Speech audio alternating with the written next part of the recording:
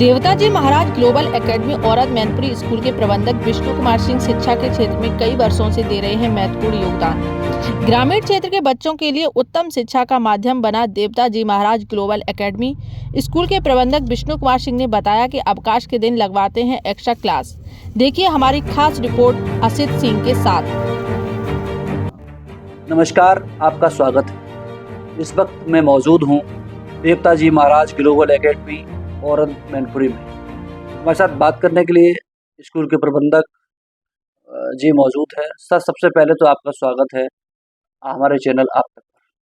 Thank you sir.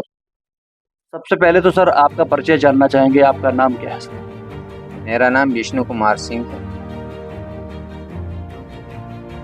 Sir, हम भी जानना चाहते हैं कि आखिरकार आप जो संस्थान है इसकी शुरुआत आपने कब की थी सर? सर, इस संस्थान की शुरुआत मैंने 2015 में की थी।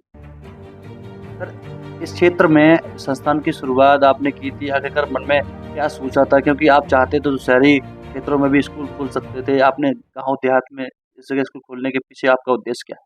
जी सर, मेरा गांव देहात में खोलने का ये उद्देश्य था कि हमारे गांव में काफ़ी दूर दूर तक अच्छे विद्यालय नहीं थे। तो मेरा मानना था कि हमारे गांव के बच्चे जो धनहीन हैं वो यहाँ से पढ़ कर के और नई ऊंचाइयों तक पहुँचें। इसलिए मेरे मन में ये कल्पना थी कि हमारे गांव के बच्चे बहुत आगे बढ़े। इसलिए मैंने यहाँ पर गांव में विद्यालय खोलने के लिए मैंने सोचा। सर, बात कर लेता हूँ कि शिक्षा की जब बात आती है, आप शिक्षा को कितना महत्व देते हैं? सर, शिक्षा के बिना तो कुछ है ही नहीं। शिक्षा ही सब कुछ है। शिक्षा से ही व्यक्ति एक जमीन से आसमान तक पहुंच सकता है और शिक्षा से ही उन्नति संभव है। शिक्षा से ही सारा जगत का एक निर्माण है।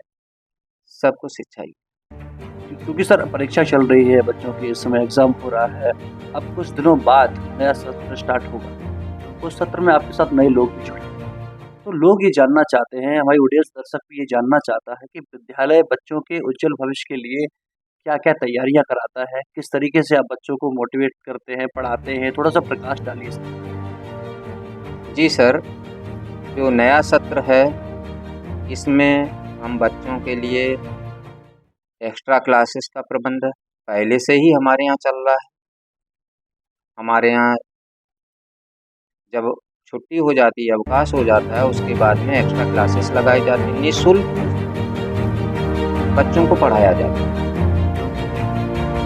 और इसी तरीके के कार्यक्रम हम लेकर के आए हैं। जैसे कि कंप्यूटर लैब का निर्माण किया हुआ है, लैब्स का निर्माण किया हुआ है कि पढ़ाई के साथ साथ में उनके प्रैक्टिकल पर भी जोर दिया जाए और उनको ये बताया जाए कि ये चीज़ कहाँ से कैसे इसका निर्माण होता है।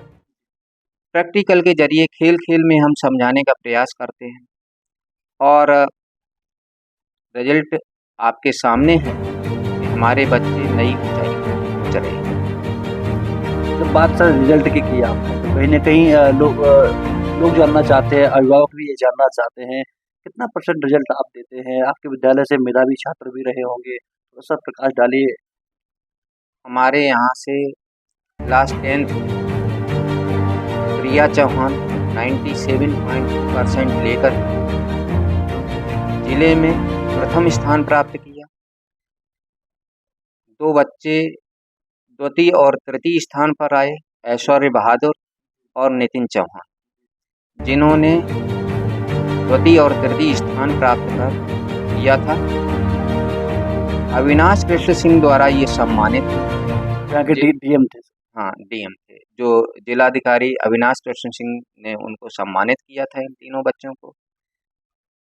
तो जो बड़े बड़े स्कूल्स हैं, बड़ी बड़ी फीसें लेते हैं, उनसे कई गुना अधिक हमने कार्य करके लोगों को दिया।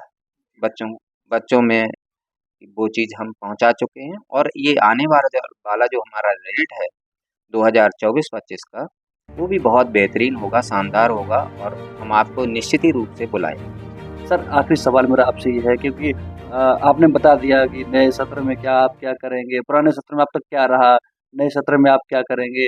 सर कहीं न कहीं एक सवाल ये आता है कि इस इलाके में गरीबों का इलाका कहा जाता है, किसानों खेती-किसानी वाला ये इलाका है। क्या कभी सर ऐसा कोई पल आया कि किसी गरीब को, किसी किसान को शिक्षा से वंचित रहना पड़ा हो धन के अभाव में?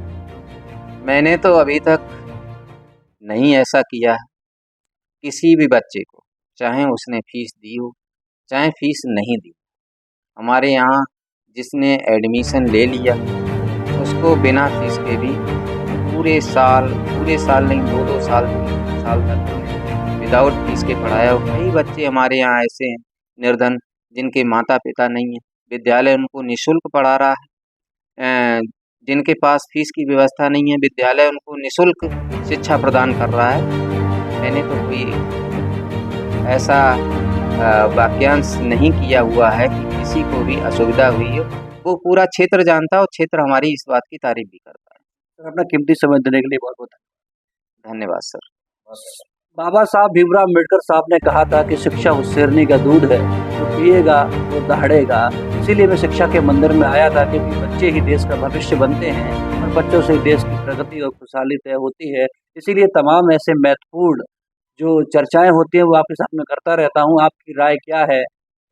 कमेंट बॉक्स में ज़रूर बताइएगा। कैमरामैन पंकज के साथ असित कुमार मैनपुरी।